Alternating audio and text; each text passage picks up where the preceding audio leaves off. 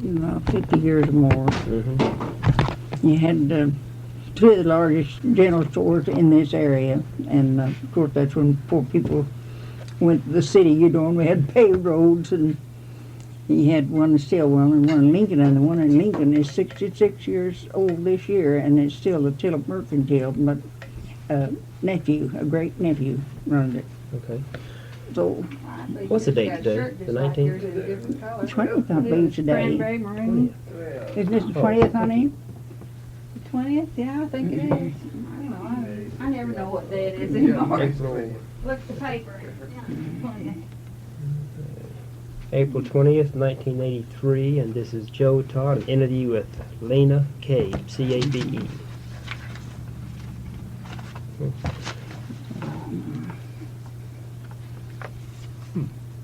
Oh, my great-grandson wants me to fill out this book and keep it for him. Mrs. Cabe, where were you born? I was born in Weber's Falls, Indian Territory, October the 18th, 1900. Who was your father? M.R. Tittle, Marion Riley Tittle Sr. Was he from Indian Territory? He was from Texas. He's from Texas. And who was your mother? My mother, Virginia Dale Beleu. Beleu. She was from Arkansas when they married. How come your folks came to Indian Territory? Well, my father's folks came here from Texas, and his mother's folks came from Alabama. And my mother was born in Arkansas, but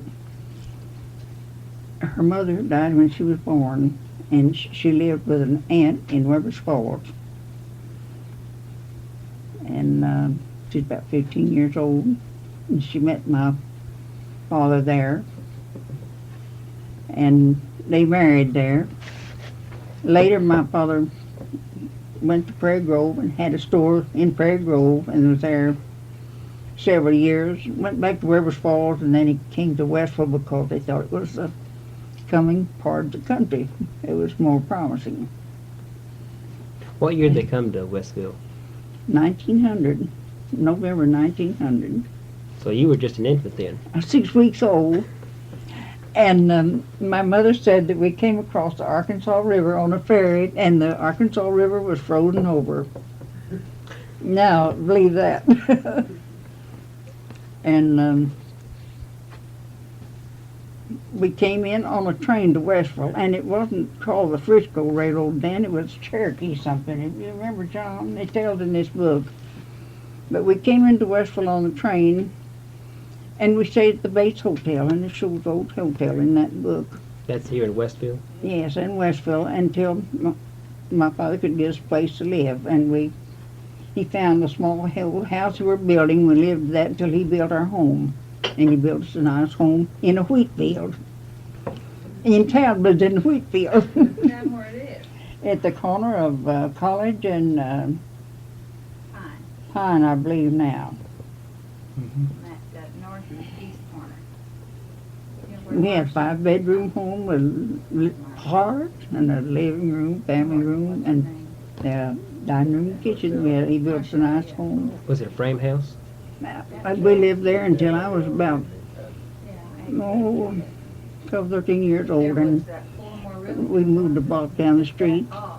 My father had a mortgage on a house that a doctor had built, and a big 2-story home, and we moved there and lived there the rest of the time. Mm-hmm. My daughter was raised there, and When did your father first come to Indian Territory? well, I'd say before 1890, I don't know, in 1880s, I suppose, sometime, because he was in a store there, and Prairie Grove married my mother there in 1894. 2, I believe it was. Do they have to get permission to come into the Choctaw Nation? I couldn't tell you that. I don't think so. Was it just open for settlement? I mean, could anyone come into the Indian Territory at that time? At one time, they had to get permits, but I don't know when they quit doing that. I believe they had quit by the time they became. Well, see, this was Indian Territory. Weber's Falls was Indian Territory. I was born in Indian Territory, you know, and we became a state in 1907. Yeah. Well, probably when the train started coming through, I'd say they'd have to take away permits or something. The trains weren't so correct. In some of our history, some of the reports we got, they would say he was permitted white man, but they had to get permission, but I don't know when they quit doing that. But there were an awful lot of, there were quite a number of white people here when your folks came, weren't they, by that time? Before, There were quite a number of white people here. oh, yes. These people all came in here from Maysville, Arkansas. And my father's folks came from Texas and lived there 10 years. And this Dr. Sellers and the Jones and all these Sheffield's and Washington all came here. But they came here just before my father did, in earlier 1900, and this book was put out. Because they thought they would be all here, you know, Yeah. and they were going to build a well, and they were selling people leases or whatever it is, you know, on land. And I know one time my father put $1,000 in, and he didn't get anything back from it. There were some test wells then, weren't there? Well, they say that it's around here. Some people say it's in their water, you know. What's your first memory of Westville?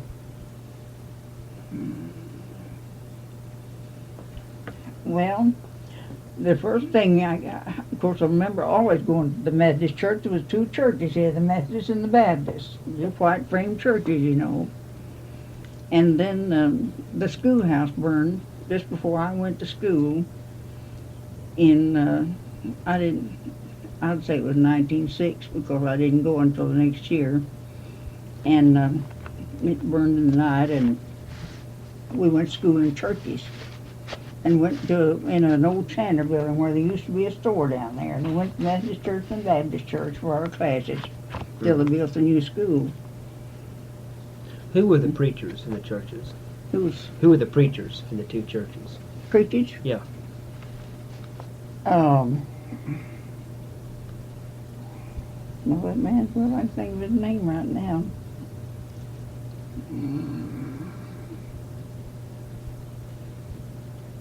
They're written down somewhere. Oh, that's okay. Your father was in the mercantile business? That's right, general store. He had everything.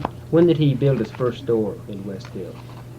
Well, he bought, when he first came, he bought into the Cherokee Lumberyard. L. Albury, you know, was the owner of it. Then he bought out a general merchandise store from T.E. Sheffield. And he had that store until he retired, I guess, 50 years. Mhm. And Clerks that had 15 clerks. 15 It was a clerks. busy place. Everybody trade. They come from all over the country, you know, to trade in Westville. Mhm. It was a big trading center. And my brother drove the delivery wagon and the hack, you know, delivered groceries. What's your brother's name? M.R. Tittle Jr. And he delivered groceries after school and during the summer with this little, until he got old enough, worked in the store. How big was Westville at that time when your father Well, first this opened thing the store? says 750 people. Then there were stores everywhere. It's hard to believe that Westville was so much bigger at that time than it is now. We had a picture show. We had an open air dome, they called it. In the summertime, they had a picture show. We sat outside, you know. They had bowling alleys. They had 2 drugstores. They had 2 banks. And I couldn't tell you how many small stores they had. And Who were the bankers here in town? well, there was two banks, and one was called the People's Bank and one was called the National Bank. And my father was president of the People's Bank. later on, they combined, and my father was president of the People's Bank now. After they combined, there's only one bank here now. And the man that built this house and my father were in the bank together. K.G. Comfort. And he was one of the old timers here. Now, your father built the house when you first came to town. That's right. Was it a frame house or Yes, frame. frame? It's all frame. And you say you stayed in the Bates Hotel. When we first came to town, we stayed in the Bates Hotel until we could get a place to live. We came in on a train. Is that hotel still here? No, it's not here. It hadn't been here. It's burned quite a few years ago. The pictures of it's in this book. But there was, let's say 5 hotels here at that time. What was the inside of the Bates Hotel like? What did the lobby and what did the rooms look like? Oh, there was an elderly man and an old maid daughter that run it, Miss Nanny Bates. And they had a Claire piano in there, which, was meant a lot to me when I was a kid. I got to play it, And the lobby just, over the desk, sort of like it was on hee-haw, I guess, when they had that. And, benches and things to sit on, and old-fashioned beds and things, like they had in that day and Hot belly time. stove, I bet. Yeah, hot belly stove. How But I big, think more than anything it's about the Claire piano. how big were the rooms? Well, not very big, but it was a pretty good sized hotel. It was long this way, with the entrance in the middle, and it was across from where the old station was.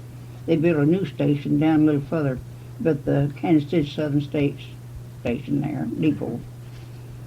And of course, that day and time, everyone came in on trains, and they had hacks and I don't think they called them taxis then. Hacks and what did I tell you that was yesterday? You sit up high and people are down low. But Seats on both when sides. these trains came in, there's no telling how would be there to meet that train, and drays to pick up things, and they would take them to these hotels. They needed hotels because it's traveling salesmen, so many of them came in here, and they would show their wares at the hotel. When I was young, and these salesmen would come to town and they would display their clothes. They had a room in the hotel that they'd display them in, and we would go out and down and pick out our clothes for the season, in the spring and in the fall. Where'd these salesmen come from? What cities? Well, I think they came. My father bought out of the I believe it was Beal's dry goods store in Fort Smith, and St. Louis.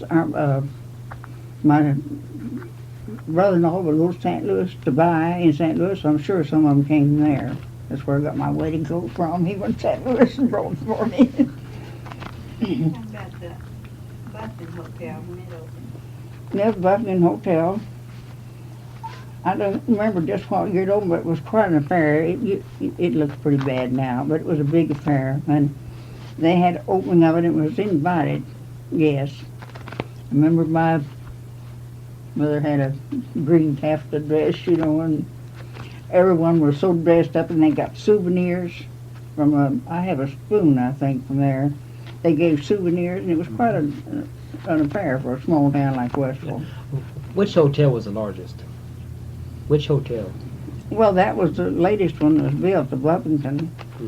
But there was the Bates Hotel, and there was a Frisco Hotel,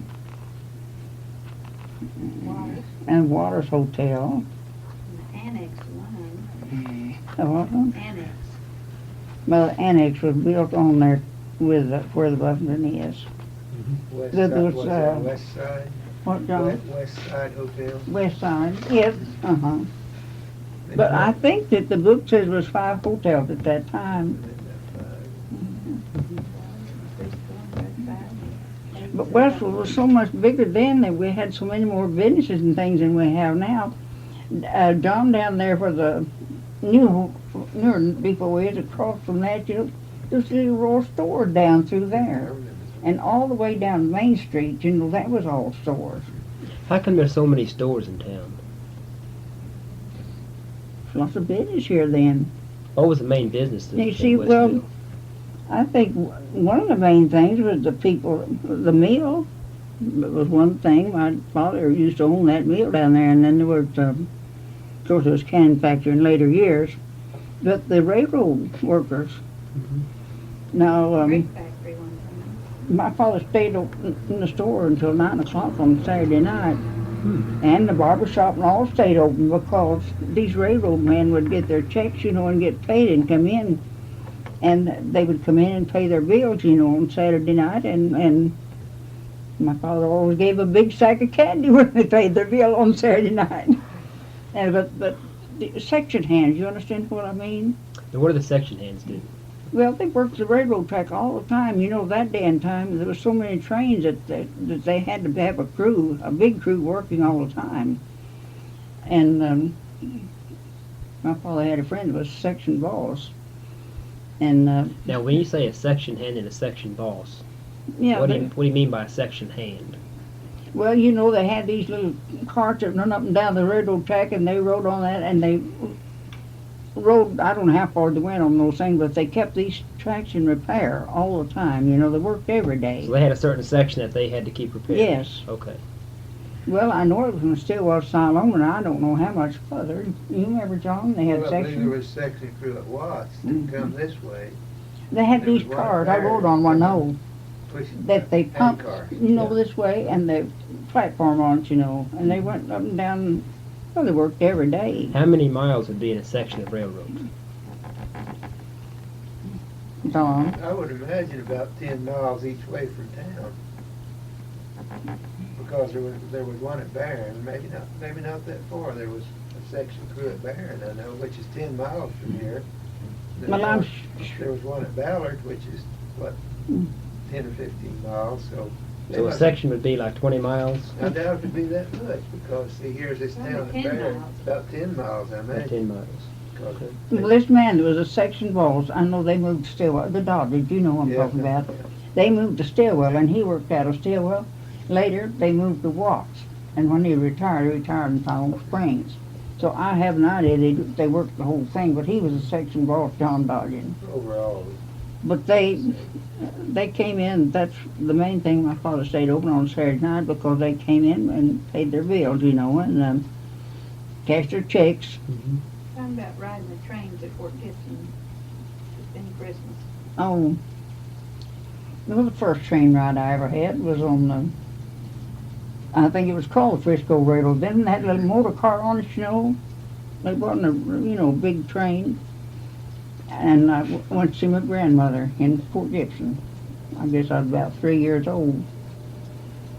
And when we got off the train, we had to go to my grandmother's house, and we rode on a thing that had horses, and of course it had long seats both each side of it, windows all the way around it. I don't know what they call that thing, a hack, I guess. But that was my first train ride. What's your grandmother's name? Elizabeth, it's written in my thing there, Elizabeth Farris, Faris, before she married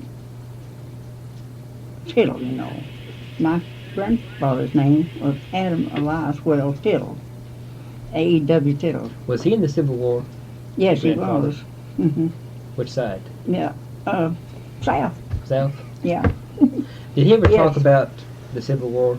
I never knew my grandfather, but all I have is what I've heard about it, and it says in there he served gallantly. Is all I know, that he was a Confederate soldier, and I don't know too much about it. But my daughter and my niece have been looking up the genealogy and trying to find out something about it. And Did your grandmother ever talk about the Civil War times? I couldn't tell you because she died when I was so small I wouldn't remember. But I know a lot about it. I know, they walked for miles, you know, and lost their homes and things, and came to Oklahoma. Where were they from? Pilot Point, Texas, is where my father was born. Mhm. And I know they had hardships and hard times. I know that much about it, that they walked and lost their homes and came to Oklahoma. That's the reason they came here? Yes. When did you start to school? When? Mhm. Well, I guess I was 7 years old because I was 6 years old and wasn't quite old enough to go. What was the name of the school? Westville Public Schools. That's a picture of when the new school was built there. First time I went to school, in the Methodist Church. That's where I got my first spanking. What'd you do? I pinched the little girl because she got my seat. You said you're first, you must have had many. What was your teacher's name? Miss Roberts. She Oh, was she- my first teacher. What was she And I like? had an Aunt Dora Tittle that was another teacher. Who was your favorite teacher? I guess it must have been Miss Roberts because she was my first teacher. What was she like? Well, I loved her very much. She's the one that spanked me, and I guess that's maybe I loved her more. And she was a good friend of my family, and when she left, she come kiss me goodbye. I remember that. How long did you go to school? That's a bad question to ask me. I quit school when I was sophomore. Got married. About the Halloween, what the boys did at school. Huh? About Halloween, what the boys did at school. I what? Halloween, Halloween? what the boys did at the school on Oh, Halloween. that picture of that school there. You know Dean, Luther Jones, like bunch. They were big boys, of course, when I was little. And one day they lost the teachers out of the school. And we couldn't get in after, you know, playing recess outside. And they had a rope going up and down from upstairs. And they would let them up and down with that rope. They got put out of school before, but I think they went back. Well, you said they stacked wood against the And front one door. time on Halloween, they stacked wood so high that they couldn't get into school when they came to school. Of course, they did pranks like that damn time. They do worse things now. What kind of mischief did you get into? No. What did I ever do? Tied sheets together and find out that shared money. My folks locked me up in my room upstairs and wouldn't let me out. And I guess I had seen it in the movies, I don't know what else. I tied my suitcase together. And I climbed out, I packed my suitcase and I threw it out the window. And I climbed out the window and one of the sheets tore before I got to the ground. And I went down to Buckman Hotel and stayed all night. And the next day I went down to the store, or next day or two I went down there, and my daddy says, I think you better go home. So I went, got my suitcase and went home.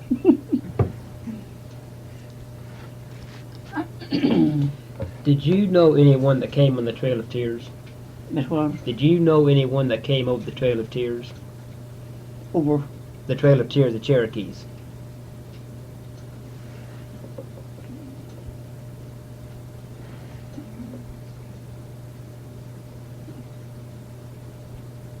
Right now I can't say.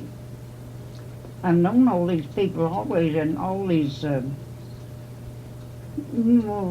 back to B.W. Albury and his folks. Polly Crowder might have, did you know? Who? Did you know Aunt Polly Crowder? Did you Yes, know her? yes, sure. She may have.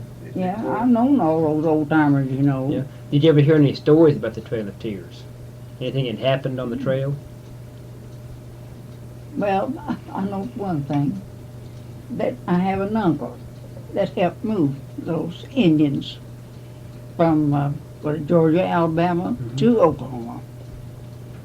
And What was his name?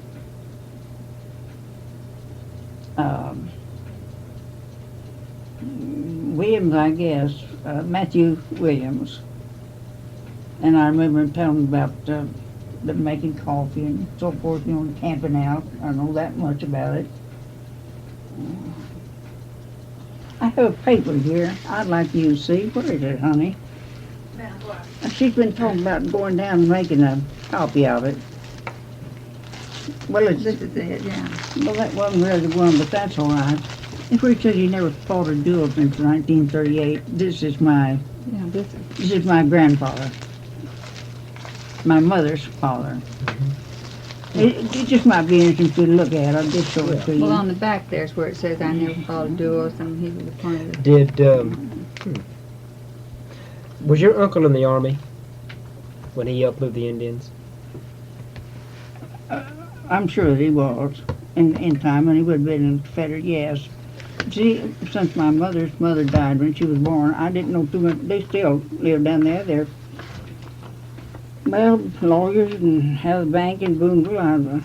I just don't see them. I should see them and talk something about these things.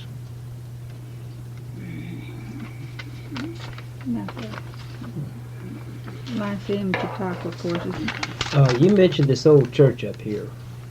Baptist Mission Church, yes. In 1837, it was built there at the end of the Taylor Tiers, and the cemetery across from it has these, some of them that came over, you know, on this Taylor Tiers in this cemetery, and a real old soul and Now, everything there. is that the original building still standing? Yes, it is. Built They kept it 18, up all this time. what, Yes, 1837? that's right. One says I never fought a duel.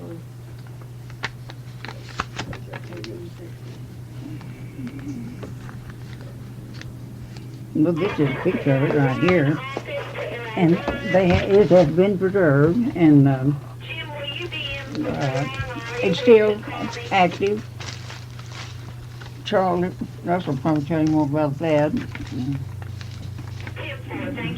That is my father's scrapbook, and it's just got a lot of things in it that's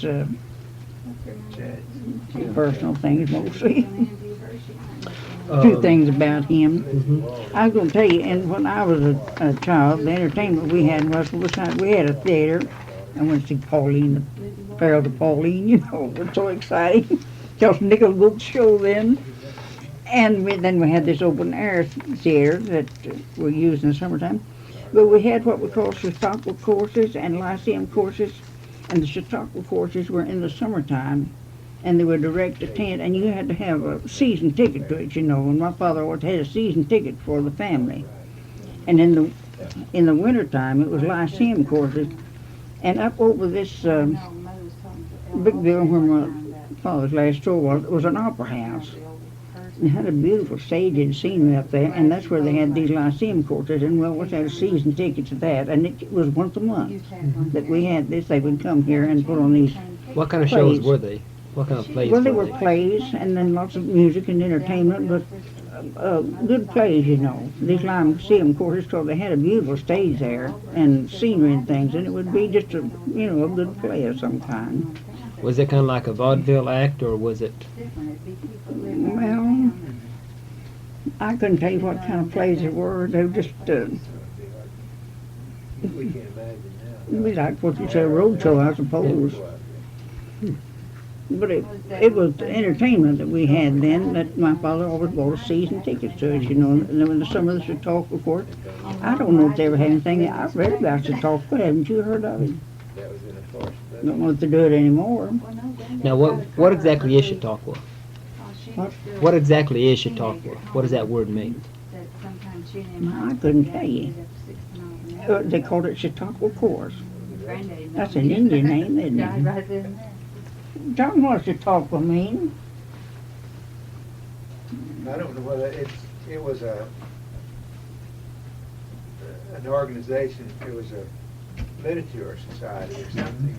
Well, you know, when I was a child, they had what they called Chautauqua courses, and they came here in the summertime, and once a month they had these entertainments, you know, come in the summertime.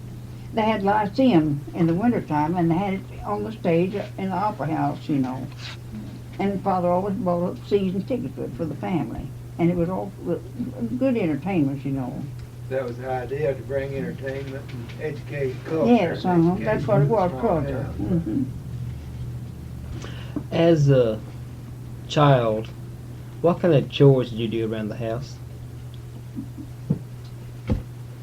Well, my mother always had a hard hand. You know, the hard girl we always had it, and I never did very much, to tell the truth.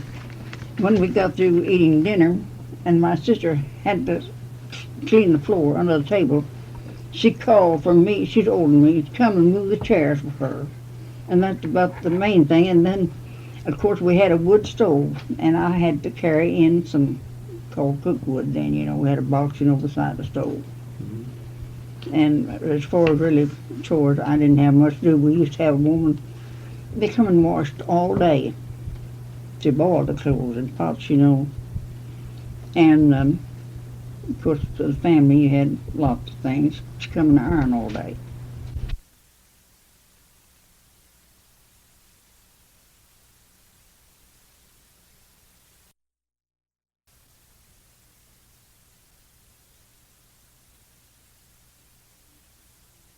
And she'd come and wash all day and boil, you know, made a fire in the kettles. I've got the iron kettle out here. Boiled those clothes, you know. And then, of course, we had iron all day because there was, used those flat irons. How could she iron one shirt or a dress with one iron? Oh, she had a whole bunch of them. I mean, would you have to reheat the iron? Yeah, she'd go to and from the stove, take it How off much? the stove. Could she iron one dress with one iron before it got cold? No, I doubt it because, you know, dresses had lots of ruffles and big dresses then, Had and they? petticoats and things, and everything had to be ironed. How'd they iron the ruffles in? How'd they do that? Ruffles and pleats. They just used a flat iron, go around those ruffles. Of course, they had a iron special for that. What about starch? Starch. Starch. Lots of it. How? They had to. I mean, how'd they start? How'd they make the starch? Boiled it, made it with boiling water. They mixed up starch or flour and made a paste, added boiling water to it, and thinned it down. You know, sometimes they had a heavier starch and some would be lighter starch. They'd water it down.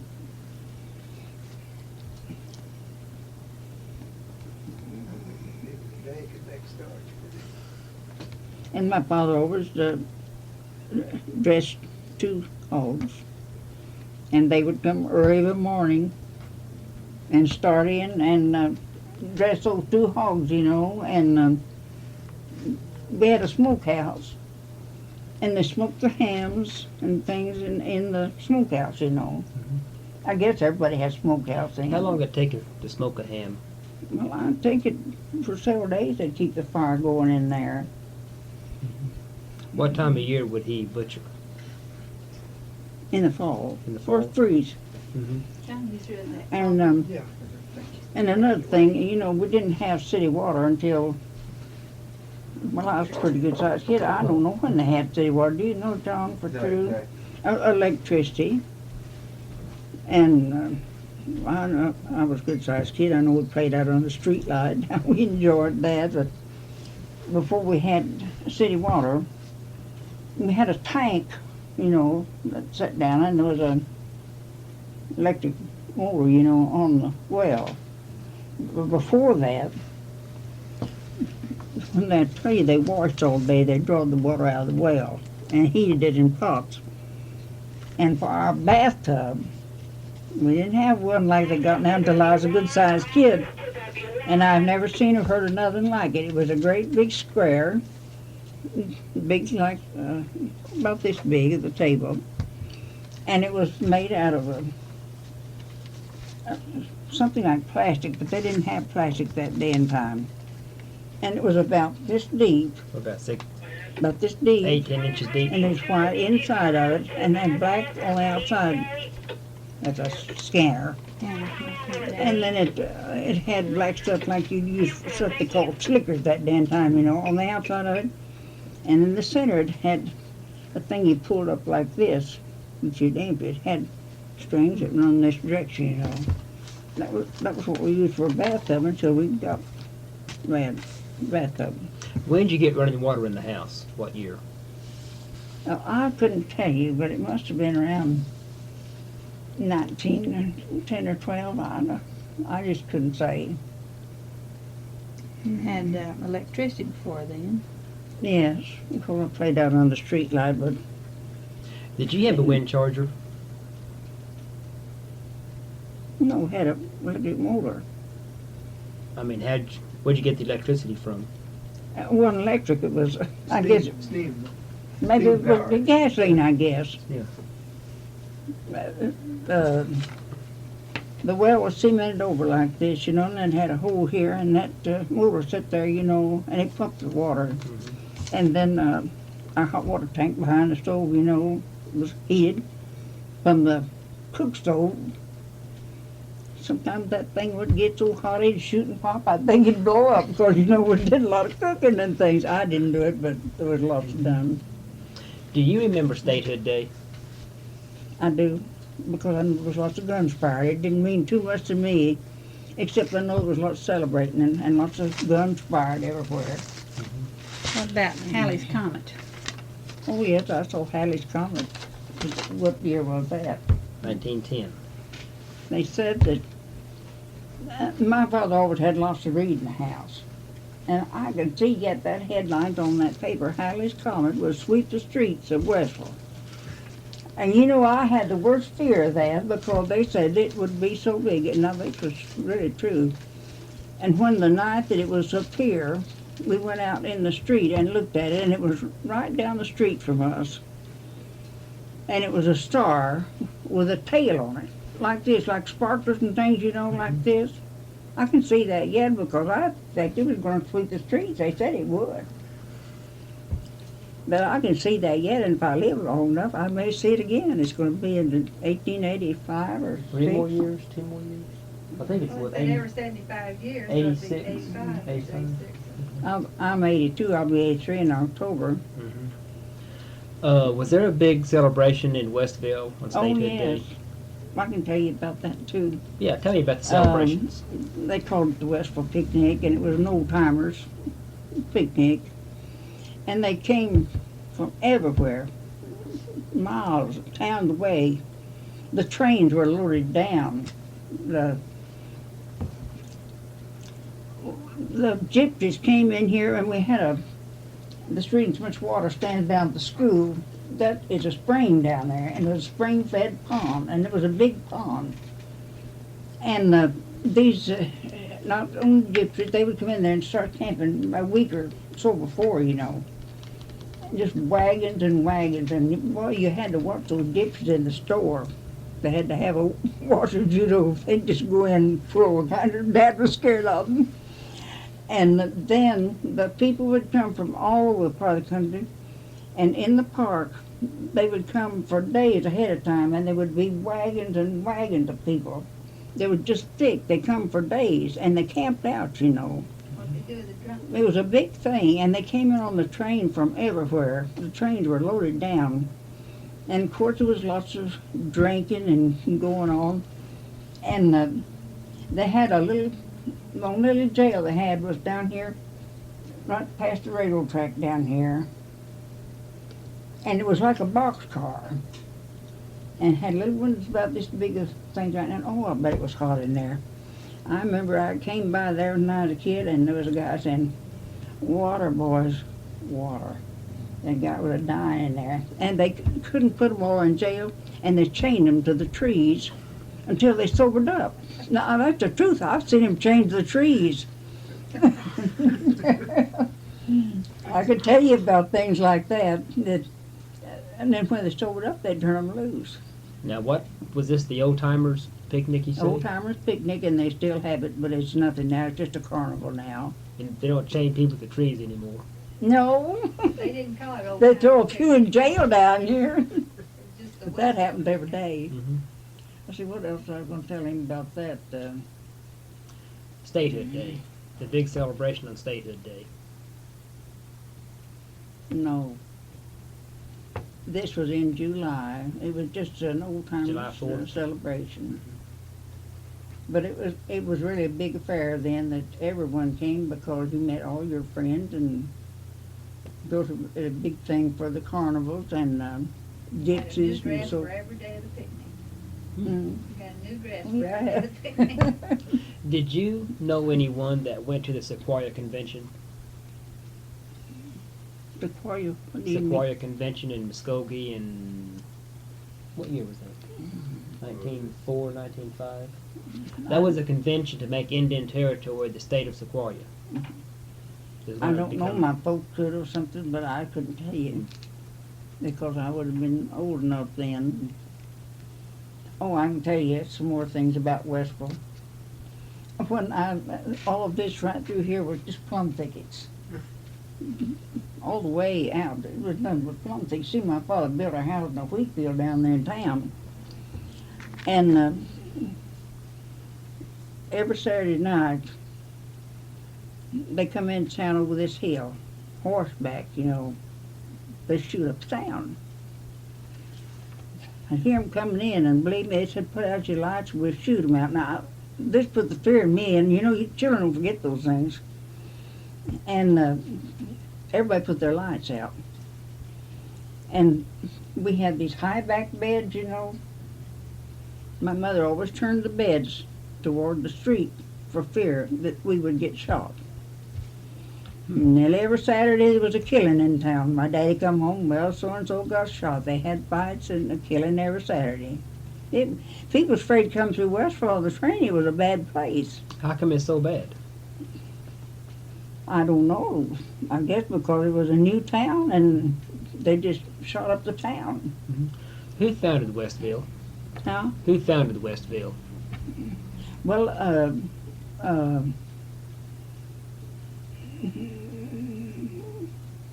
you know who was Miss Kirk's folks, what's their name? West. West found the town. It's him, Wayne Westford. Did you know that, John? I thought so. What was his Uh-huh. name? Mr. West. I can't tell you right off. It was Pearl Kate Kirk's father. That was her folks. Do you know who it was, No, I John? don't believe it. Right now, I can't tell you off what his name is, but it was West that founded the town. They named it after him. Can you tell me what Westville looked like as a child, a physical description of the town? Then? Yeah. When I was small? Mhm. Were the streets paved? No. It was dirt streets. As I got older, of course, they dug the streets, you know.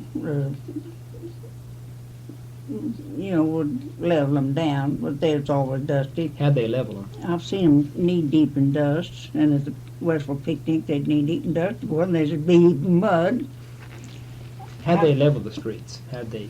They had just a grader, you know. They would just go down the streets and level it, but and Main Street at the time when I was a child was all wooden sidewalks, you know. All the sidewalks were wood. I couldn't tell you how long, but What were the streets like when it rained? when? When it rained, what the streets Knee look deep like? in mud. This building that the last is the opera box they called it, where my father had his last door there, was built in 1912, and the street was paved, I believe, at that time. Well, I believe paved that time. Across over there, that lot was all vacant across there. Just weeds growed up in weeds, you know. That was 1912. Were the streets brick at that time? But no, they've been paved since then. Well, I couldn't say that. They've been paved an awful lot of years. And you come to think about it, John. Tell me about the opening of the Opera House.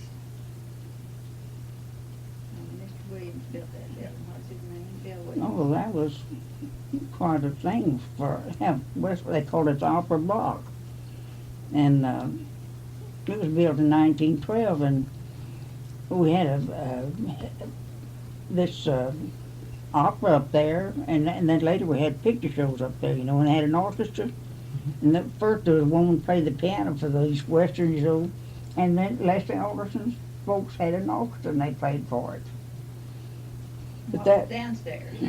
and then We got a picture of that right there somewhere. Oh, was it the courthouse or something downstairs? The courthouse was in the corner. The building where Bessie Anderson had her office now, that was courthouse, had court there. Was this the county seat? No, there was a big fight over the county seat though. Tell me about Westville that. tried to get it. Of course, I wasn't old enough, but I remember that it was a big fight between Stillwell and Westville over the county seat. But Stillwell won. And that's the reason I guess we've always been enemies with Stillwell to this day. How come Stillwell won? Well, they just had more pull down there somewhere or other. You see, when they won the county seat too, that they moved the Indian agency down there, and that took lots of the Indians out of our part of the country, because that's where they got their pay, and from the Indian agents, you know. And that's the reason there's so many Indians in Stillwell, because when they got the county seat, they took the Indian agency there. Who was the Indian agent? Well, Edward Pete Morgan, that was a friend of my sister. She was engaged to one time, was the Indian agent here. I remember that distinctly. What was he like? He came to Muskogee. Well, he was a very, very nice man. He was quite a bit older than my sister, and she married a younger man instead of marrying him, but he was from Muskogee, I think. And then another thing, they had the roundhouse, you know, that used to work on the trains, so many trains. And Stillwell wanted the roundhouse, and Westville wanted the roundhouse, and they compromised and let Watts have the roundhouse. And that's where they worked on the engine. They had it was a big thing. That's what built Watts up there. Did you ever meet Governor Haskell? No, my father did. He's a good friend of my father's. I know of his family, know all of them, and John T. Moore, and What did you hear about Governor Haskell? What was he like? but I always thought he was a great man because he was such a good friend of my father's. And well, I just know, well, you know, pretty small time when at that time, but I just know he was a good friend of my father's, and I did it with him, you know.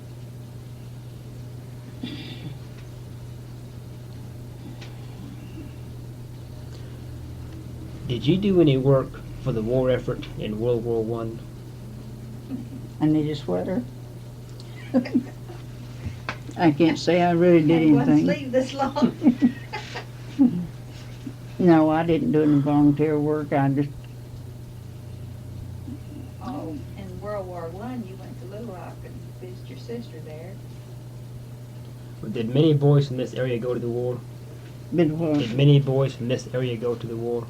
My brother was in World War One, but he was in the Navy. He didn't see active duty, but he was in the Navy at that time. Was there like a Red Cross here that did work Yes, for the war uh-huh. effort? I did too. I did something. I remember I used to do something because I had something, that little white thing, you know, I wore that had a red cross on it when I was a young girl. Yes, I What'd did. you do? How? Well, what'd you do with the Red Cross? See me, I could bandages or something like that. I did something. And I remember I helped with the Red Cross. That was, you know, during World War One. Who was head of that? I couldn't tell you. That's been so long ago, I just can't remember. You know, I've got an awful good memory about some things, but some things that he's asked me things that I might think of later on. Mm-hmm. What about Armistice Day? It was a great day. What was that Big day like? celebration. Well, everyone rejoiced, and there was guns firing, and it was just a wonderful day for everyone concerned, especially ones that had boys there, you know. How many boys from this area didn't come back? You mean in World War One? Yeah. Or did everybody come back? Well, there was probably some that didn't come back, but some of them did come. They were gassed and were shot up. And veterans here, you know, there's quite a few of them that were injured during the war. Quite a few of them. I imagine they're about all gone now because John Brown was one of them, you know, and he died for 3 years ago. Well, he was shot up. He was in France, you know, and I just don't know of any right now, personally, veterans of World War One. Do you, John? See, my brother was 2 years older than me, and he's been gone quite a few years, and I just don't know of any World War veterans around here. Do you? See, they'd be pretty well up. My brother was pretty young when he was in there, and they're pretty well up in years. They didn't have to be pretty old. In the 1920s, were there many flappers around Westville? Well, everywhere. Were you a flapper? I was a flapper.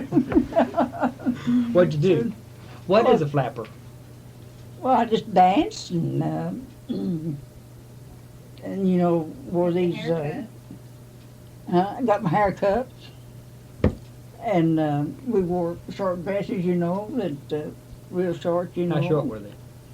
Well, they weren't quite as short as these mini, but they were short. Were they above the knee? Shoulder knees, yes. And they had kind of tears on them, you know, and maybe fringe on them, you know, like this. Where does the word Flapper flapper? dresses. Where does the word flapper come from? Well, I couldn't tell you that.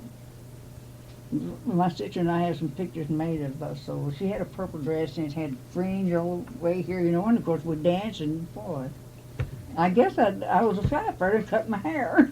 My daddy didn't like it, but I got my hair cut. When did you get married? When? Well, I was almost 18 years old. I don't remember what year it was, but my marriage didn't last. I have one daughter. What was your About husband's? traveling from Little Rock to He- Westville. He's in Little Rock now. We had a drugstore there. My husband was a druggist. What was his name? Garland Cabe. James Garland Cabe. He was from Westville. Came from a Telling about well, traveling new from family. Little Rock to Westville, how long it took in your traveling suit you wore. Oh, it'd take 3 days to come over Boston Mountain. No, this is my son-in-law, Duke Carlton, and so was, and they got out, and he's a mail carrier now. He likes it outside, and been that 30 years or more. He's going to retire pretty soon. What was the Depression like around Westville? Well, it was bad for a lot of people, and then, of course, we tried to do the same as anyone else did. I remember that we lived just like other people. We went according to the rules of what they did, you know, like during the war, you know. And there was lots of people, you know, that couldn't pay their bills, and they needed help. My father was always help anyone like that. Were you married at that time, in the 30s? Yes. Did your husband have a drugstore here in I Westville? wasn't married at that time. I had divorced at that time. No, we had a drugstore in Little Rock. My father put him through school and bought a drugstore for us. And no, my marriage didn't last. I was married about 8 years, and my daughter's all the children I have. And my mother died, and I lived at home with my father until he married again. And he moved to another place, and I lived in an old home place all that time. How did the Depression affect you and your family? Well, I'll tell you, it didn't affect me like it did other people, because my father always took care of me, and, you know, always, I never really wanted for anything, I guess you'd say. Lots of people did, you know, but being raised like I was, why, it wouldn't have been, to me, like it was. Of course, we did maybe do lots of things that we would have done otherwise. How many people from around Westville went to California? An awful lot of people. I went out there too. You did? My son-in-law, she got married when she was 16, but she did graduate from high school and I didn't. They run off and got married. Thank you. See you later, John. And of course that was when the war came on, and he volunteered and was in for 3 years. And he went on to California when my daughter graduated. I went with her to California and stayed out there during the war with her. Did you do any work for the war effort in the Second World War? All I did is knit a sweater. I didn't do anything. I never worked before in my life, and I saw an ad in the paper that said, for housewives, sit down work and easy work. And I thought, well, I could do that. And I went and applied, and it was painting dishes, and I really enjoyed it. All I did was paint dishes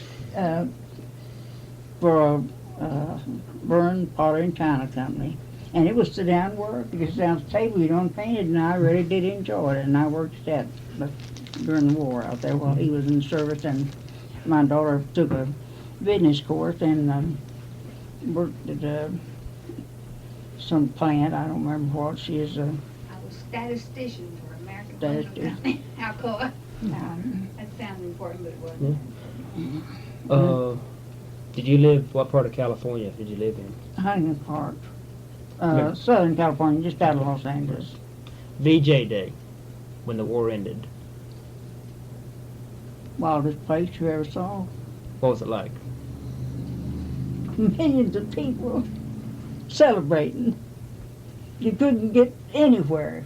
You couldn't get a car anywhere. You couldn't get a streetcar anywhere. There were so many people. The streets were full of people. It was just a big celebration. Everybody was happy. The streets were full. In fact, you had to edge your way to get through. You couldn't even get from one place to another on the streetcar. It was a great day, of course, and especially for Duke and Dorothy Merriam, because him being there meant a lot to him. And the day he was discharged, we left California and came back to Westville. How come you came back to Oklahoma? My home. I had a home here, and Duke came back and he bought a station down here. I remember, John, you remember that? And he fixed it up, and well, he really had a business because he was a veteran, What's your son-in-law's name? Carlton, Duke Carlton, and later on he got this job in the post office, and well, he'd been there for 30 some odd years. 37 years. 37 years. He's 65, but he says he's making all the good money. He hates retiring. He really enjoys being out, I'd like to regress back to Westville. Who was the biggest bootlegger in town? John, you know. And the best preaching man you ever saw. Shall I tell him? What about secrets? Dorothy, man, you tell him. Well, you don't have to tell him his name, but you can tell him about the little car. Well, I'll tell you what. His Bible that How he did- had called out. It was, just a joke around town. Everybody knew that he did. But he was famous for that, and yet every Sunday afternoon he went out with his Bible and visited people, and he was a good boy. He wasn't Now, a was boy. he a preacher? No, I don't think they'd call him a preacher. But you know what they'd do? Somebody called him, tell him they needed a plan or something. Here he'd come, he'd have it rolled up in a magazine or something, and delivered to everybody knew it. But he really was a good guy. I don't think there was anything bad about him, except he bootlegged. Where did he get his liquor? Did he make it or bring it in? No, he got it somewhere other through. It was good stuff, But before that, where my old home place is, there was a bootlegger lived 2 doors from us, and they lived in a 2-story home. And so many times they would get our house mixed up with that because they say it was a 2-story home. And of course my dad didn't like that because he was really opposed to that. And next door, there was some that bootlegged a little too next door to us. And they raided them once in a while, but they never found anything. And this place that they raided up there, she was a good worker in the church, and they said they went in and raided them. Of course, it wasn't local officers went in and raided that. And they had a place down under their kitchen floor. And they said that when they come in, that she hit a big bottle between her legs now. But They got it out of sight, but they caught them anyway. But, they was, who I'm talking about? I could guess. They lived in the two-story house down past ours there. Yeah, I know. Mm-hmm. Guess out loud. you do. There's still people around. But they bootlegged for years, and I don't guess he did anything. What's your favorite childhood memory?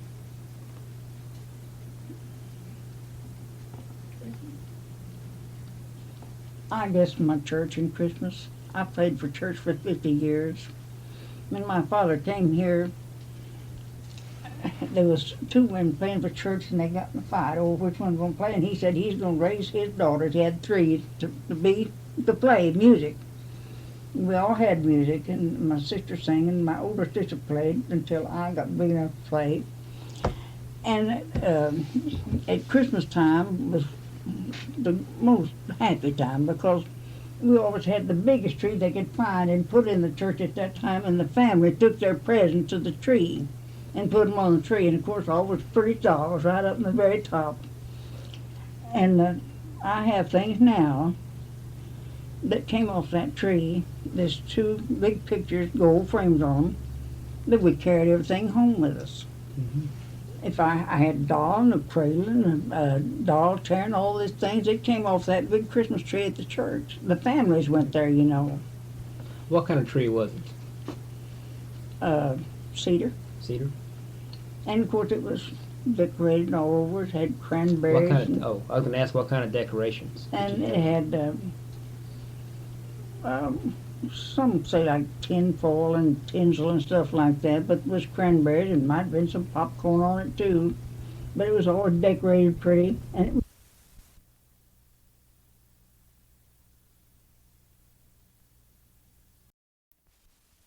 graduating exercises and for school. And Who was your music teacher? well, I had several. They used to come in here. There was a Miss Sarah Call. It came from Prairie Grove here, and there was two Carls, I believe, that came here, but they would come from out of town to teach us music. And my sister, my older sister, she went as far as they could help her, and she got a music scholarship at Tahlequah. My older sister, she died when she's 27, and after she died, why, I always played after that. What about storms around Westville? Any big floods, tornadoes? Yes, they've had quite a few. Well, not real bad, but enough to damage some things, You got a picture of that bad storm. You they don't had blow in lots of Westville. trees down, maybe roofs off houses and things, but Trees down on the telephone. one time in school, I remember they had a Louis Jones. They had real storms. One time, I know my mother said she saw 5 at one time. And this girl went to the window, and she knew she said, "Here comes a volcano." And I'm telling you, they turned school out. It looked like a volcano, I guess. And they had cellars, and everybody had cellars. And they went to the cellars. I remember my mother was so exasperated because she didn't know where my older sister was, and she was in somebody else's cellar. And it didn't really do too much damage this town. It was out from town, both more. What year was that? Oh, it must have been 19, in the early 1900s. I can't say what year. Can you tell me some more about the history of Westville? Of why people settled in this area? Why Mr. West built a town here? I think that they all came here because they thought it was it's so beautiful here. There's springs, lots of water through here, It was just beautiful country. And my father always said that he thought it was the coming part, the best part of Oklahoma. And he said to his dying day it was the healthiest place. He said he believed the healthiest place anyone could live. And I agree with him. I think it's delightful. It's a marvelous place to live. And It's where the two railroads intersected. there was 2 railroads here at that time, and it had everything that was promising, you know. And I often wondered why he didn't go to Tulsa where there was lots of oil. But it's not pretty out there like it is here. What about the Indians, Cherokees? Well, there was lots of them, you know, in the country when I was a child, and I talked to them. I talked Cherokee. I don't know whether you can or not, John. You talk Cherokee? You still speak Cherokee? Just say quite a few words. 3 or 4 I words. talked to them, they'd laugh at me, you know. They go by home, you know. They came, lots of them walked for miles and miles, you know, and they come in on wagons, you know, and they, you know, had on kerchiefs and a blanket draped around them, you know, just a wagon full of them. And then they always came by our house, and I'd say, "C.O." And, you know, they'd laugh at me. They'd tickle them, and in the store, they wouldn't talk. They just, and I knew how to count in Indian, you know. And then Colsega was sugar, and well, I'd say "C.O." What is- Hey. What is CO? It means hello. Ahoy. How's all you folks? How are you? Ahoy. Toida. How's all you folks? See, I learned it because we had so much Indian trade, you know, in the store. They'd ask me, but they wouldn't talk. They'd just, you know, kind of smile and grunt. But there was lots of Indians here, and I mean the full bloods, and so many of them moved still were when they got the Indian agency there. But they were some of the best customers my father had in the store. They would buy the best silks and satins, the very finest of the world. They had the money to buy it, you know. Some of them here, you know, one girl in particular, the oil well still has her name on that. The Evil Waters well, the number 1 well, I guess. She got $65,000 at one time. And she was about my age in high school. And she went down to my daddy's store at noon, and she bought the awful lot of jewelry. She took it to school, and she gave it to all the kids up there. Now, I didn't get anything, because I didn't need anything. She didn't offer me anything.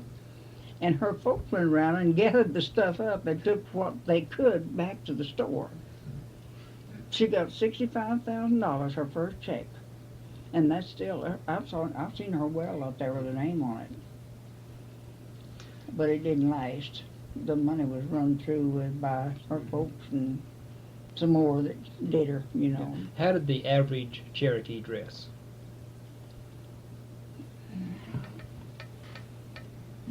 Well, just pretty bad, I'd say. But some of them that spent lots of money, the men wore satin shirts, white or red, you know, and the women wore, oh, you know, just the finest. But They like bright colors, didn't they had lots of money to spend, you know, and my dad had all that trade, you know, and they spent lots of money. They had the money to pay for it. Did you play with the Indians as a child? Did what? Did you play with the Indians as a child? Did I play Did with you them? play with them? Well, there was lots of them in school, of course. What kind of games you play?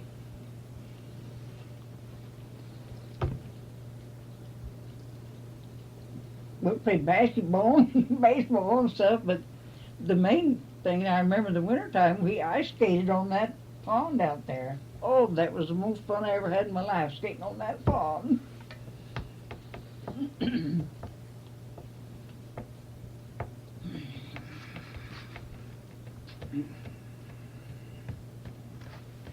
housemaid never forgot this. She thinks it's funny. I've got lots of old stuff, John. I've got What is that? reporters back yonder from the first come out. Say that for him. You know. Oh, What is that? well, I'll just say it. Tobacco is an Indian weed. The devil's in the seed. Rot your pockets and scent your clothes and makes a chimney up your nose. That's what my mother always told me when I was a kid. Did you ever hear that? That's about smoking. I never did. Could you sing it? Tobacco is an Indian weed. Makes a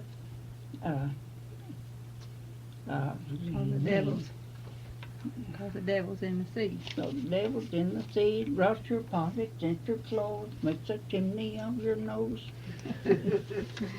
Now that, you know, that's very true. I can tell you because I smoked. It's the devil in the seed. You might tell him about Lola's funeral and the kind of hearse they had then. You might have pictures of it. Well, I'll tell you, the first hearse I ever saw, and no one has ever seen it but me in this town that I know of. Do you remember that Miss Glass's mother that did all the paintings here? Yeah. She had a painting of it, and she had taken it from a street scene in Westville.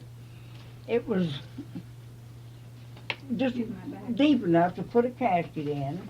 Well, you ever seen a picture of it or not? And it was glass. It was just an oblong thing, you know, and deep enough to put a casket in. And there was gold braid that hung all around on the inside of that. And the driver sat up here to drive the thing. It was glass, just a big, all of it was glass, with gold braid hanging all around it.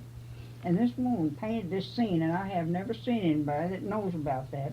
And she had taken it from a postcard or something, you know, in Westville, the street scene. There's one at Harbor Village like it, if you've been But up they there. have, your sister, they had ones when she died. Now, when my sister died, they had them, it didn't look like that, but it doesn't look like they do now. It Who was the- quiet. Who was the Undertaker, do you remember? Roberts. Probably. Mm-hmm. Well, Her did- club. No, when they had that, I believe it was Mr. Kearns and, who did he have, undertaking thing down there with? Seemed like when I first remember the Benton County Hardware sold caskets, didn't they sell them there? And They that probably did. I was thinking they did. And then When I remember was a child. Roberts started there. And someone died. My father never liked to open up the store on Sunday, except in a case of something like that. And you know, people made caskets then, they would build pine boxes. And he kept this black material, you know, that they lined them and fixed them with. And a lot of times on Sunday, he would have to go to the store and open it up to get that stuff from to fix the caskets with. That was before they had an undertaker company here. They couldn't keep the bodies very long, but they'd have to bury them about the next Yeah, they day. had to bury him. I paid for a funeral one time that wasn't at Barron, that wasn't embalmed, and it was terrible. The church in summertime, it was terrible. When did they start embalming the bodies? Well, I'll say, my sister died in '27, and there was no funeral home here that did it. Roberts was in Stillwell at that time, and I hate to tell this, but she was embalmed in our home. Yeah. I can hear that machinery running yet. We had a big home, there was sliding doors between those rooms, and they embalmed her in our home.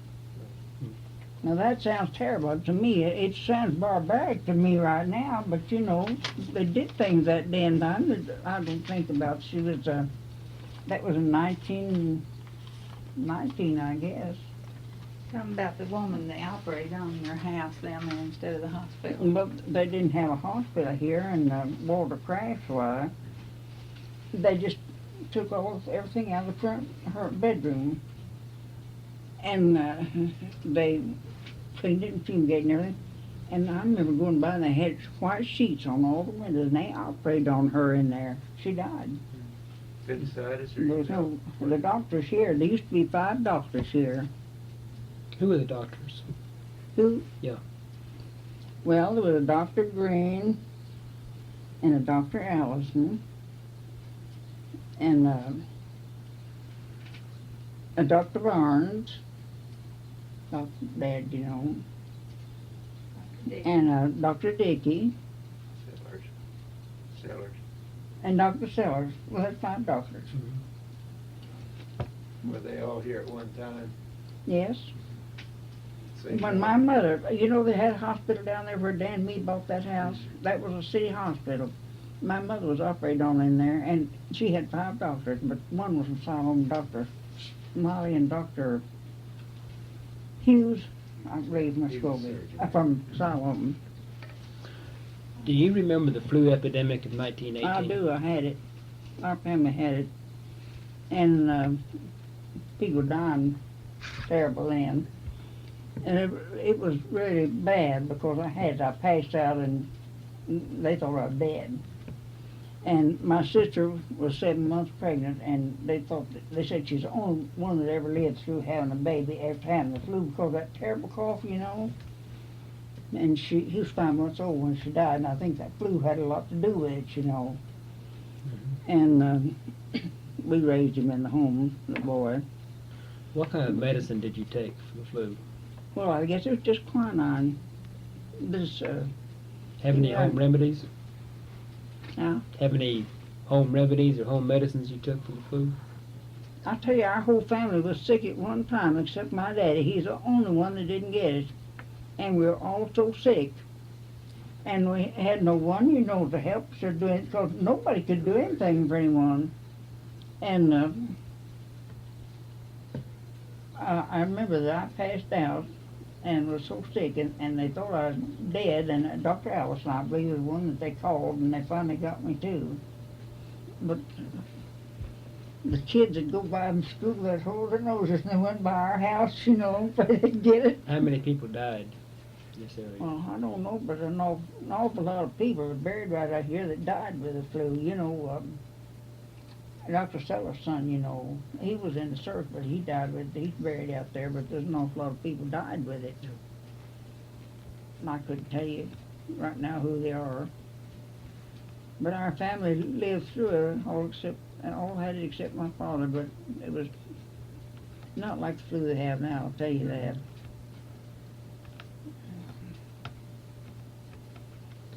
What about your Sunday afternoon drive from Granddad's? Oh, we had a Surrey, I can tell you that. We had a Surrey with a fringe on top, and we had a shed, you know, we kept the buggy in, and every Sunday afternoon, we went for a drive in the Surrey, and my father would go out in the country to see his customers, you know, people that he was friends with, and he'd have to go see them, and might even come see some of your ancestors, John. And there got to be about 2 cars in town, and our horse would get scared. And my mother said she'd never ride in that thing again.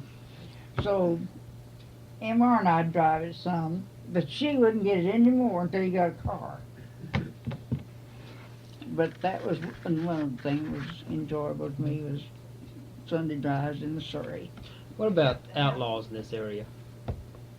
Well, yeah, we had outlaws. Well, About Pretty Boy Floyd. yeah, he was pretty close. And, He came through here one time, bought gas then. yeah. But, I mean, you know some of them. Daddy has some pictures of them. Is it Ned Christie? And what was the other Zeke name? Proctor, Hmm? Zeke Proctor, Zeke Proctor is one of them, you know, that we've got their pictures Their all up pictures there. are- What about, I've heard about Proctor. What's the story behind him? You're gonna interview his granddaughter. I'd be afraid to tell you, let her tell you. Okay. we afraid to mention any names. But my father's got those pictures somewhere, and anything in his scrapbook, there's some pictures They're somewhere. upstairs in the box, we can bring them down. You didn't tell me about the house with no nails, that's what. But I can remember that the younger boys, that my mother was scared to death of them. They were in our territory too. Mhm. They were like the James boys, you know. They were in our territory. You ever meet any of them? The Cooks and Hills here was a good place for a hideout. You ever meet the James brothers, the youngers? Yes, I'm sure that they were in our territory. My mother was scared of them, you know, was afraid to even have lights at night. I remember one night she said that looked out and saw somebody standing outside the window just looking at her, you know. Everything, that day and time we had to lock the doors, you know. You know, years went by, we didn't, but they did in that day and time because there was so many of outlaws, as he said. You might remember the Tom Rather shooting. I don't know whether you'd want to. Oh, make that or yeah. not. That was one of the kind of scary times. What about that? What's the name? Tom Rather was. And sheriff, I mean, the city He law. was city law. wasn't Well, Mayberry was too. he? Tom Rather. Maybe. Yeah, And we've had about 3 sheriffs killing. Yes, I think so. You know about that last one, I guess, that we had. Well, Tell me didn't, about him. Hmm? Tell me about him. I wouldn't. No, I better not tell it. What was that pictures in paper? One of these papers you was looking at. Get the paper and let you. You might look at the Okay. paper. I've got the book that was in, you know, that was put in a detective magazine and the pictures. Oh, yeah. When Is this they Tom came- Rather? When was touchscreen to you? No, this was more recent than that. Was touchscreen to you, Yes, he Tom? was. This What about Ah. this Tom Rather? When did that happen? That was in the 20s, wasn't it? In the late Yeah. 20s? I know of 3 lawmen killed. Robbie Farber's father was one of them. He was shot through here, you know, but it didn't kill him. Tom Rather was killed. And Mayberry was shot when he lived over, but didn't live long. That was kind of bootleggers, wasn't it? I can't remember. I can Yeah. remember, I just a kid in school, but I can't remember much about it. Well, Whether we, you want to tell about it or not. I think Westville's about like all other towns now. We have some things go on, but it's nothing like it was in those days. In the territory days, you know, things are different. Did most of the people around Westville support statehood? Oh, I'm sure they did, yes. Mhm. Because, you know, there was a movement to make this a separate state. No, I don't think there was any objection to it. I think we're glad to come in. Well, I think we have a good interview. I don't feel like I've told you a Tell me about thing. the house with no nails. Oh, one Willie Scrap, story. And we went to an old bachelor's house, and he had built his home completely without nails. He made these little peg things, you know. Oh, and my father-in-law, his name was Lawrence Shears.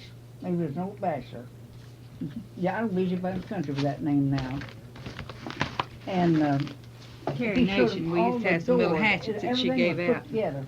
He had made these things. She was in I wonder if that Westville one house still time, around stayed there all night somewhere. with her. Do you remember where it was? No, it's out this way, seen out somewhere. Probably gone. Yeah, it might be. Did you meet Carrie Nation? Mm-hmm. What was she like? Just like that right there. Yeah. What kind of person was she? Well, you know, I was pretty small at that time, but I remember my thoughts. She thought also, and they had these. We had too bad we didn't keep those things made out of mother of pearl or something, you know. Little hatchets, little little tiny hatchets. A hatchets. hatchet, you know. Have you ever seen one, John? No, I never have. Well, she was here. That's Oh, interesting. that was just a book that I put some things in as mine that was anything to be in there interesting enough.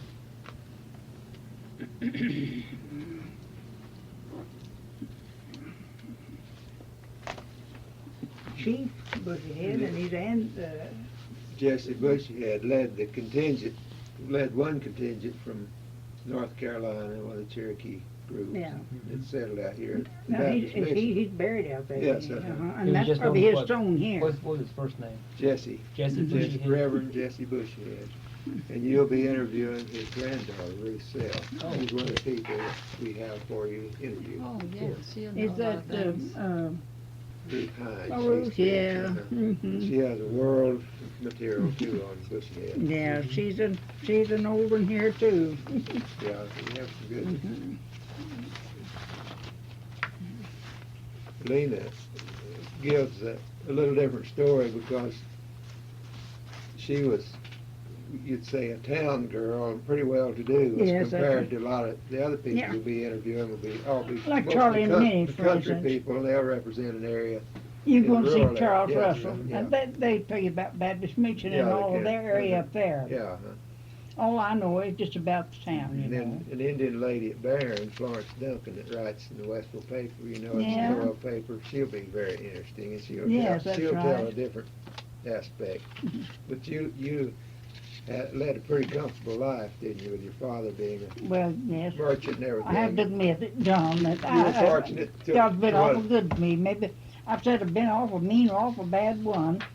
They say the meanest people live the longest or they're good. So I don't know what I've been Well, I'll good. say Neither you're, I'll one. say you're good.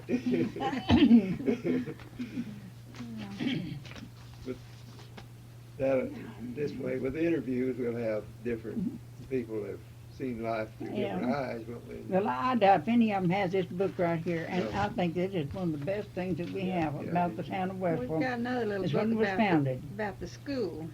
I don't Yeah, know. she had it Yes. there. It's Oh, there. was it there? Yeah. And you know how many people there is in Westville now? How many? There's more now, but the last census showed 750, wasn't it? Well, I believe, Lena, it's more now that we've brought in. Well, it's more like now, Clara but- Lou edition, yeah. Since they took the census, so how many was here? I think it's 800? pretty close to 1,000 now, maybe. You see, they have a new edition out here and one over here, Yeah. and they brought into city limits, and that's all new housing developments, you know. But, But there's $750. I can't remember $50. I looked at woodpecker on that tree, made me do that. But 750 inhabitants at this time, it's- and through the years it's been it's 750. about that for 50 years, didn't it? I don't, but still, there's so many new people come in here and think of all the people that died. Yeah. All my friends are out there. I'm about the only one left of any of the old families that's here. That's right. That are town, I mean the Yeah. business Yeah. people, you know Yeah, what I you're mean, the only one that I John. can think of. Did you ever work in your father's stores? I used to go down and watch sometime because there was certain party came in on Saturday and the phone would ring and they'd say, get somebody down here, so-and-so's in town, and they'd steal And your all our blind. kids, so come down and watch. But, you know, John, you would know who I'm talking about, and I don't know now, but I'm gonna tell you who it was. They said, old lady Barnett and her kids are in town, and get down here and watch the store. And it's every Saturday. Now, I don't know who that was, but this Yeah. is Barnett Shepherd. I doubt if they're any kids, so don't mention No, I it. don't think anyone around here. No, I used to go down there some and wait on people a little bit, you know. Now, when my father married again, he married a woman 25 years younger than him, and I didn't approve of it a bit. And so, when the first time I remember going to the store was, we went up to my daddy's office and it had a sale on. They were so busy. And I said, well, I better go wait on some of these people. She said, that's what the clerks are hired for. And later on, she worked in the store, you know that. This book won't be great when she has that filled out now. Van boy sent her this and said, Dear Mimi, please do this book and send it back to me. And I said, I'm not going to send it back when she gets it filled out. You got your job ahead of you. Yeah. That's how we had started these notes for that book. But this would really be great when you do it. Yeah, Boy. it really will be, and I've got to get her at that. Well, my great-granddaughter, 8 years old, I found a piece she had written about me the other day. And the spelling was P-A-I-N-O for piano and so forth. But she says, my great-grandma is named Mimi. She is the greatest. She loves to play the piano and the organ. She has 2 bird baths she keeps filled. She loves to feed the birds. She has 2 bird feeders. She loves us and we love her. Okay. And She just wrote a story about my everybody called her Mimi. but it was so cute, and I appreciated a whole lot, you know, her writing. Tell them about that. She says she's 82 years old, and it's quite a writing. I want to say she came across the Arkansas River on the ferry, and the river was frozen over. She says R-I-B-E. She couldn't spell too I good. said her spelling, she either takes after her grandpa, Duke.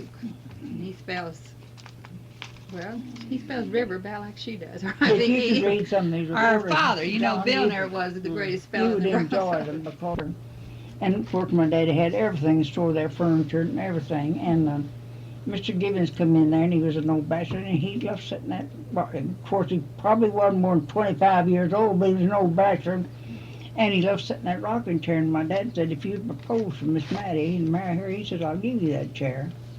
So he proposed to her and he married Miss Mattie, and he had to give him the chair. And we went over to their sale. They had a big home over there, you know, and they had well-to-do people. And when Dorothy and I walked in, there was a beautiful chair sitting there in their entranceway. I said, that's a pretty chair over there. And her niece says, that's not for sale. An old hand-carved And I rocking told chair. Reed, I said, I bet that's a chair that Dad, because they inherited Miss Mattie's stuff. I'm afraid I haven't been very much help to you. Yes, you have. But did you get the chair? Did you? And No, she wouldn't they sell still it. She have says it. it's They not have for They still sale. have it. Reed girls died live and over his there at place is Lincoln. for They sale got over it. there. I don't know whatever happened to Reed that chair. died, you No know. children anywhere. I just don't know what will happen. He had no His children. sisters didn't have any children. What's going to happen? They never married. All their things. They'll sell it someday.